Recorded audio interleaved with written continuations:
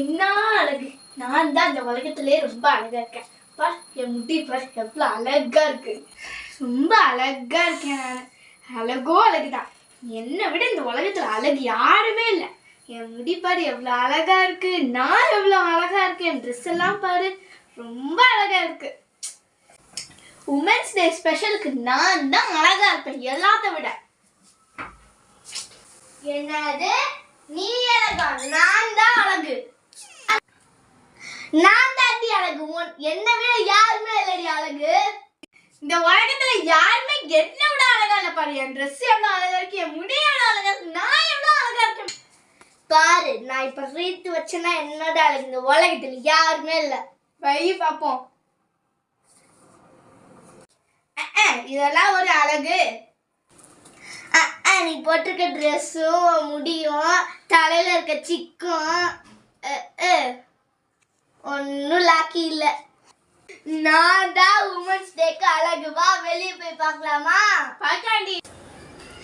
நான் தான் அழகு. இங்க பாரு, வெளியே எல்லாரையும் விட சூரியனை கூட விட நான் தான் அழகு. பாடி வெளியா?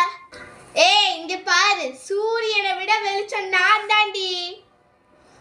உன்னை விட அழகு நான் தாண்டி. நான் தான் இல்ல, நான் தான் சொல்றல. இங்க என்ன சத்தம்?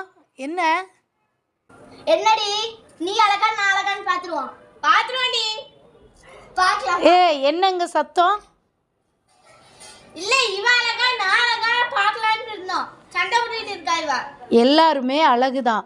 கர்த்தருக்கு பயப்படுகிற ஸ்திரீயே புகழப்படுவா என்று சொல்லுது.